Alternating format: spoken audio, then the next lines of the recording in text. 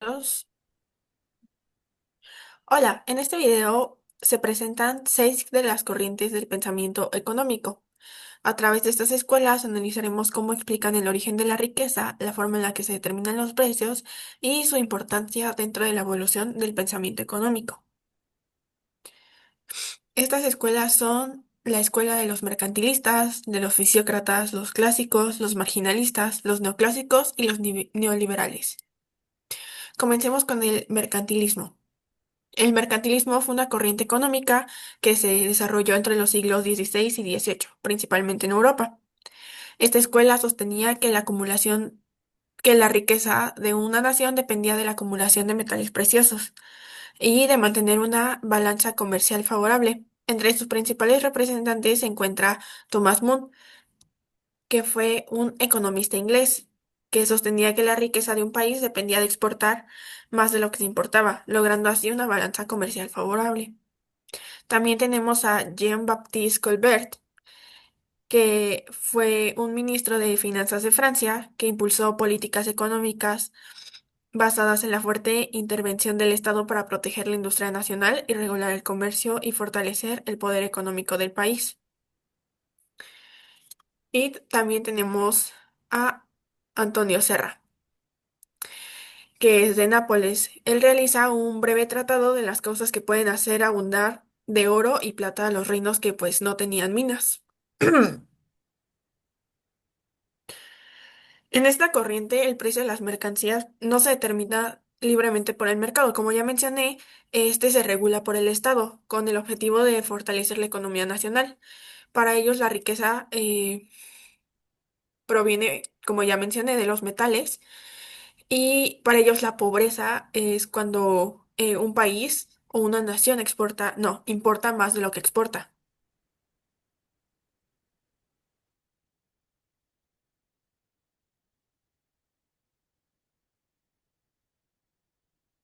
Como segunda corriente de la economía tenemos a los fisiócratas. Esta economía surge en Francia en el siglo VIII y menciona bueno, para los fisiócratas la agricultura era la única actividad que realmente generaba riqueza, incluso más que la industria y el comercio, ya que pues una solamente la transformaba y la otra la distribuía.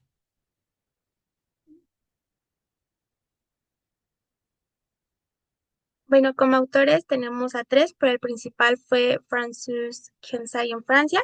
Con su obra sostenía que pues la agricultura es la única fuente de la riqueza y pues que la riqueza nace pues de la producción agrícola. Igual él creó el famoso cuadro económico, que es un modelo que explicaba cómo circulaba pues la riqueza en la sociedad. En el siguiente tenemos a Robert Jacques Turgot, que seguía pues los mismos pasos que Francis Ken- Kensney y Víctor Riquetti, que pues igual él difundió la fisiocracia y pues defendió que la intervención estatal debía limitarse para que la economía siguiera pues de ley natural.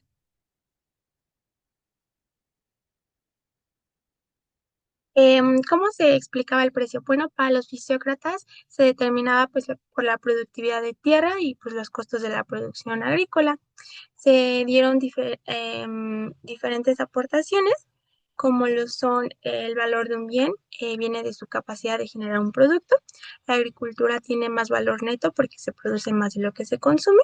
Y la industria y comercio no generan excedente neto. Su valor está en transformar o redistribuir lo producido por la agricultura, ya que pues para ellos pues la agricultura pues era un todo.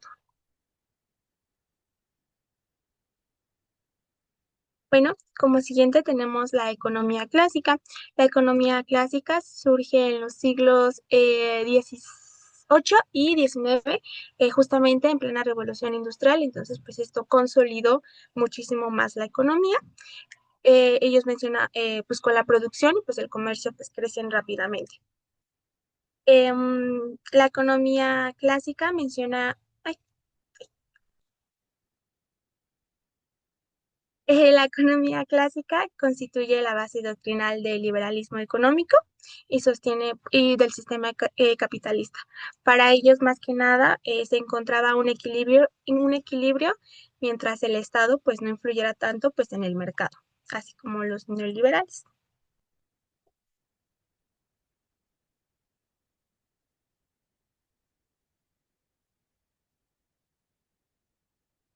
No, para allá, para allá.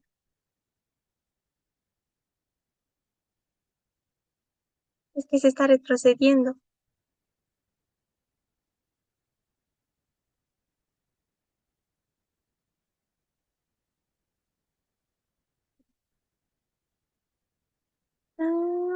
Sí. Ah, no, creo que no. Es otro más para allá.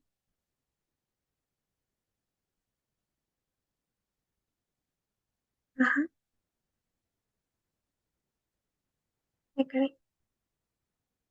Bueno, aquí más que nada, bueno, me faltó poner un representante pues, importante que pues fue Adam Smith con su libro La riqueza de las naciones, ya que pues él mencionaba que los economistas clásicos sostenían que el trabajo pues es la fuente principal de la riqueza, como ya lo hemos mencionado mucho en la clase. Para Smith pues la riqueza venía pues del trabajo, ya que pues si no había trabajo pues este no generaba riqueza, si no había pues personas trabajando pues nunca se generaba pues la riqueza. Como autores tenemos a David Ricardo, que sistematizó la disciplina con sus principios de la economía política, la teoría de la ventaja comparativa, de la distribución de las rentas entre clases sociales. Después tenemos a Thomas Malthus, conocido por su ensayo sobre el principio de la población, donde analizó la relación entre el crecimiento poblacional y los recursos. Y por último tenemos a Say en su obra El Tratado de la Economía, que aportó la ley de Say, donde menciona que la oferta crea su propia demanda, enfatiza la producción y emprendimiento. Es que sí. Bueno, pues ¿cómo se explica el precio? Para ellos existe dos tipos de precio. Primero tenemos el precio natural y el precio del mercado. Prácticamente el precio natural se define como pues la suma de todas las remuneraciones que nos costó pues sacar todo pues ese producto, como el salario, las ganancias y pues las rentas. Y el precio del mercado es variable, ya que este pues se determina debido pues a la oferta y a la demanda. Como aportaciones tenemos la mano invisible, un concepto que trajo Adam Smith, la división del trabajo, la teoría de la renta de la tierra por David Ricardo, las ventajas comparativas, ya que Ricardo demostró que el comercio internacional pues beneficia a todos los países, y la ley de mercados, la ley SAI, que propone que la oferta crea su propia demanda.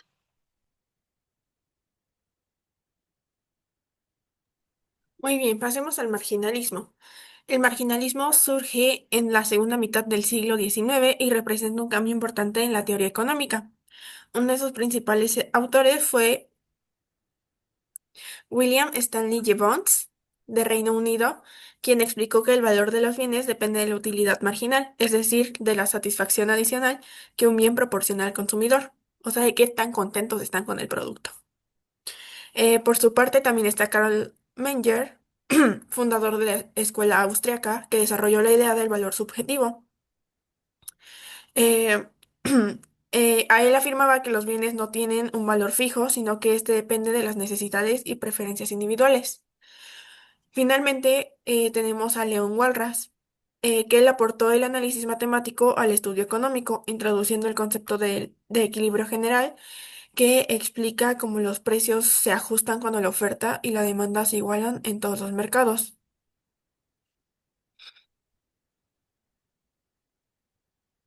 A diferencia de las corrientes anteriores, el marginalismo explica que el valor y el precio de un bien dependen de su utilidad marginal, como ya mencioné, que es la satisfacción.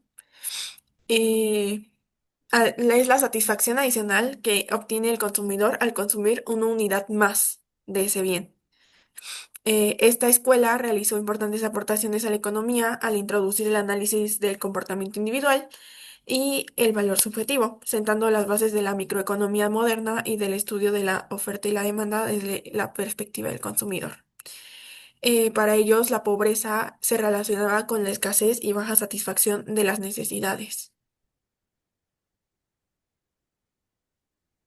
Bueno, como siguiente economía o escuela económica tenemos a los neoclásicos, que emergió en la segunda mitad del siglo XIX y se consolidó en el siglo XX. Se originó principalmente en Europa, Inglaterra y Suiza, y es un enfoque económico que explica que la producción, el consumo y la valoración de bienes y servicios dependen pues de la oferta, del modelo de la oferta y de la demanda. Y bueno, también a partir de aquí, pues los neoclásicos se enfocaron en el comportamiento pues del consumidor y del producto, en que em, si era apto, si no era apto, si sí era necesario, pues no. Ok. Am, Se introdujeron varios conceptos, como pues que pues no antes no eran como muy como muy utilizados, como son la oferta, la demanda, la utilidad, los costos marginales y el equilibrio de mercado. Bueno, algunos de sus principales autores fue Alfred Marshall en su obra Principios de Economía, que integró pues obviamente los conceptos de oferta y demanda con utilidad marginal y pues costos, la curva de la oferta y de la demanda, pues todos estos conceptos. Después tenemos a Vilfredo Pareto, que es conocido por el concepto óptimo de Pareto, y él menciona que el precio es el equilibrio eficiente cuando nadie se puede mejorar sin empeorar al otro. Entonces, esto quiere decir que un producto no puede o algo no puede mejorar si empeora a otro. Y por último tenemos a John Bates Clark, que él aportó pues con la teoría marginal de la distribución, que cada factor recibe su producto marginal y el precio determinado por productividad marginal del trabajo. Sé que son muchos conceptos, pero en un momento se los explicaremos. Bueno, como tal, ¿cómo se explica cómo ellos explican el precio? Pues ellos rompen con la teoría clásica que se tenía manejando sobre, pues obviamente las características del consumidor, como pues el valor, los bienes, bueno, en uno será la agricultura, en otro será el trabajo.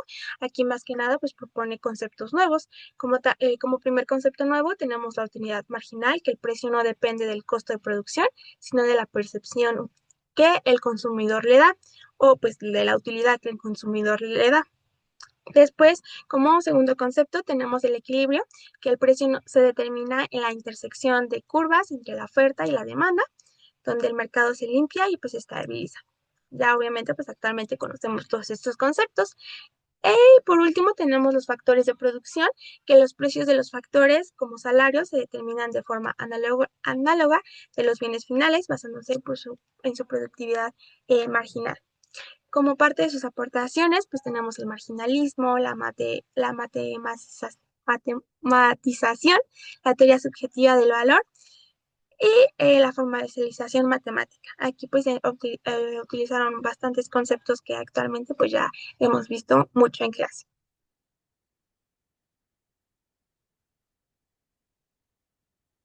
Ok, por último, pasemos al neoliberalismo. El neoliberalismo es una corriente económica que se desarrolla principalmente en el siglo XX. Esta corriente está más pegada a nuestros tiempos y surge de manera global. Sus principales exponentes fueron Friedman y Friedrich Hayek. Ay. Eh, Friedman defendió el libre mercado y sostuvo que la intervención del Estado debía reducirse al mínimo. O sea, la nación no se debía meter, el Estado no se debía meter en esos negocios, ya que los mercados son más eficientes para asignar recursos y determinar precios. El precio aquí ya se determina en base a lo que el productor o el dueño lo decida, ya no en base a lo que el Estado crea que es mejor. Luego está Friedman Hayek, que argumentó que la planificación económica estatal limita la libertad individual y puede conducir a problemas económicos y sociales. Para él, los precios funcionan como señales que transmiten información dentro del mercado. Y por último, tenemos a Gary Becker, de Estados Unidos. Él escribió el libro The Economic Approach to Human Behavior en 1976 y en él aplica el análisis económico a decisiones sociales y humanas. ¿Cómo explican el precio los neoliberales? El precio lo determinan principalmente por la oferta y la demanda. Como ya mencioné, sin la intervención del Estado. Refleja la información y preferencias del mercado. Como ya dije, pues promueve el libre mercado y la liberación económica. Para el neoliberalismo, la riqueza surge cuando los mercados funcionan libremente y existe competencia entre los agentes económicos. En esta corriente, los precios se determinan exclusivamente por la oferta y la demanda sin regulación estatal, ya que considera que el mercado es un mecanismo más eficiente para asignar los recursos. Y por lo mismo, la pobreza se asocia a que, em, a que el Estado intervino excesivamente. Por último, tenemos la cronología bueno, la línea del tiempo de las escuelas del pensamiento. Eh, Primero comenzamos con el mercantilismo, que fue del siglo XVI al siglo XVII. Todavía abarca un poco del siglo XVIII. Después continúa la fisiocracia a mediados del siglo XVIII. eh, y después sigue la escuela clásica, que surge en la segunda mitad del siglo XVIII y siglo XIX. De ahí nos brincamos al marginalismo en el siglo XIX aún, y que introduce un análisis pues más centrado en el individuo. Después de ahí sigue la escuela neoclásica, igual surge en la segunda mitad del siglo XIX, pero se consolidó bien hasta el siglo XX. Y para terminar, la escuela neoliberal, que retoma la idea del libre mercado y la adapta a un contexto de globalización y economías modernas. En conclusión, el mercantilismo, el marginalismo, el neoliberalismo, el, el neoclasismo, la escuela clásica, la fisiocracia, representan distintas etapas del pensamiento económico, cada una basada en en el contexto histórico en el que se encontraba el mundo. Nos ofrecen explicaciones diferentes sobre el origen de la riqueza y determinación de los precios. Y estas corrientes nos permiten justamente comprender cómo han evolucionado las ideas económicas y cómo continúan influyendo en políticas y mercados actuales. Eso sería todo por nuestra parte. Muchas gracias. Espero que le haya gustado, maestra. Besos. Bye.